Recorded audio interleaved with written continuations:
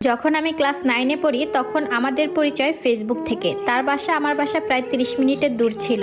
আমরা কিছুদিন পরপরই দেখা করতাম। তার রাগ একটু বেশিই ছিল, আমার কম। আমি তার প্রতি অনেক দুর্বল ছিলাম। সে আমাকে হাজারবার ব্লক করলেও আমি তার বন্ধুদের কাছে কান্নাকাটি করতাম। অনেক রিকোয়েস্ট করার পর আবারও ব্লক খুলতাম, তারপর কথা বলতাম। এভাবে ঠিক আমাদের রিলেশনের প্রায় 1.5 বছর চলে আসে। এর মাঝে আমার ফ্যামিলি থেকে বিয়ের চাপ দিতে থাকে। অবশ্য আমার ফ্যামিলি জানে যে আমি একজনকে ভালোবাসি। আমার ফ্যামিলি মেনে নিয়েছিল, তবে তার ফ্যামিলি মেনে নেয়নি। তাদের ইচ্ছা ছিল তার ছেলেকে অনেক বড় লোক ঘরে বিয়ে দিবে। তারপর আমরা দুইজন মিলে সিদ্ধান্ত নিলাম আমরা পালিয়ে যাব।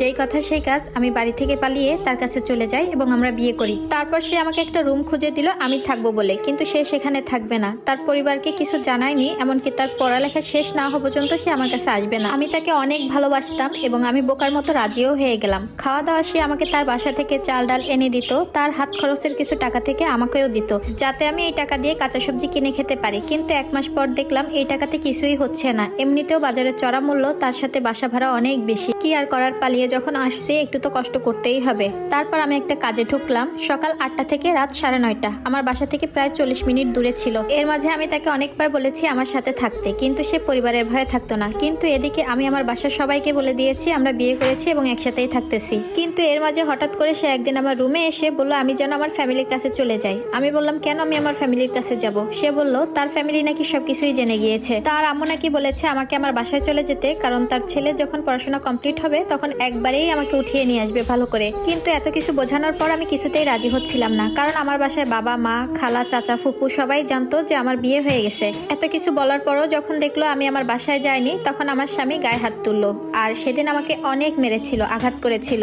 যেহেতু আমি তাকে মন থেকে ভালোবেসেছিলাম, এক প্রকার অভিমান নিয়েই আমি আমার মার কাছে চলে গেছিলাম। ভেবেছিলাম সে 2-3 দিন পর এমনিতেই আমাকে নিতে আসবে। দেখতে দেখতে 1 সপ্তাহ হয়ে গেল, কিন্তু আমার হাজবেন্ড কোনোই খোঁজ নেয়নি আমার। আমি নিজের ইচ্ছা থেকেই আবারও কল দিলাম, দেখলাম ফোন বন্ধ। তারপর অনলাইনে চেষ্টা করলাম তার সাথে যোগাযোগ করার জন্য, সেখানেও কল ঢুকতেছে না। এক প্রকার রাগ করে বাধ্য হয়ে তাদের বাসায় চলে গেলাম। আমি তার মাকে কখনো সামনাসামনি দেখিনি, কিন্তু ফোনে দেখেছিলাম তার সাথে ছবি ওঠানো। যে দেখি তার মা এবং সে পরীক্ষা দিয়ে বাসায় ফিরতেছে। তখন আমার শাশুড়ির কাছে হাত পা ধরে অনেক কান্না করেছিলাম। বলেছিলাম মা, আপনিও তো একজন মা, আপনি একটা মেয়ের কাছ থেকে তার স্বামীকে কেড়ে নিয়েন না। এ কথা বলতেছিলাম আর অনেক কান্নাকাটি করতেছিলাম। ভেবেছিলাম আমার কান্না দেখে আমার স্বামীও আমার শাশুড়িকে কিছুটা বোঝাবে, কিন্তু না, সেদিন তার আমি আসল চেহারা দেখতে পেয়েছিলাম। এতদিনের সম্পর্ক, আমি তার বউ, আমার জন্য একটুও মায়া লাগলো না তার। আমি তাদের বাসায় থাকতে চাওয়ায় সে বারবার আমাকে জোর করে হাত ধরে গেটের বাইরে দিয়ে আসতেছিল। আমি অনেকবার রিকোয়েস্ট করার পরও যখন দেখলো যে কোনো কাজ হচ্ছে না, এক প্রকার আমার সবার সামনে গায়ে হাত তুললো এবং তার ফ্যামিলির সামনে অনেক কটু ভাষায় কথা বলেছে, যেগুলো মুখে আনার মতো না। কান্না করতে করতে আমার প্রায় জ্ঞান হারানোর মতো অবস্থা হয়ে গেছিল। কিন্তু এত কিছু দেখার পরেও আমার স্বামী আমার জন্য একটুও মায়া দেখালো না। আফসোস, কার জন্য আমি এত কিছু ছেড়ে চলে আসছিলাম। তার কাছে এখন তার পরিবারের সব, আমি একটা ডাস্টবিনের ময়লা মাত্র। আমি আর এগুলো সহ্য করতে পারতেছিলাম না। এক বুক কষ্ট নিয়ে যাওয়ার আগে বলে গেছিলাম আমি ঠিকই চলে যাচ্ছি, কিন্তু কখনো আর আমার মুখটা দেখতে পাবে না। তুমি আমাকে অনেক কষ্ট দিয়েছো। এরপর আমি আমার পরিবারের কাছে চলে গেলাম। যাওয়ার পর আমার পরিবার আমাকে অনেক কথা শোনায়। বিশ্বাস করেন, এমন কোনো রাত নাই যে আমি কান্না করে ঘুমাই নাই। আমার জেদগুলো আবারও পানিতে পরিণত হয়। যেহেতু ভালোবেসেছি, জেদ করে কি করব। আমি তাকে আবারও কল দিলাম। সে শুধু আমাকে ঘোরাতো, বলতো যা করেছি তোমাকে আবারও নিতে আসবো আমি, সমস্যা নাই, 1 মাস ওয়েট করো, 2 মাস ওয়েট করো। আমিও বোকার মতো আবারও রাজি হয়ে গেলাম। একদিন হঠাৎ করে আমাকে ফোন দিয়ে আমার হাজবেন্ড আমার কাছ থেকে নাম ঠিকানা, আমার বাসার ঠিকানা সবকিছুই নিল আর বলল তোমার জন্য বড় একটা গিফট আছে, সারপ্রাইজ আছে। আমিও মনে মনে অনেক খুশি হয়েছিলাম।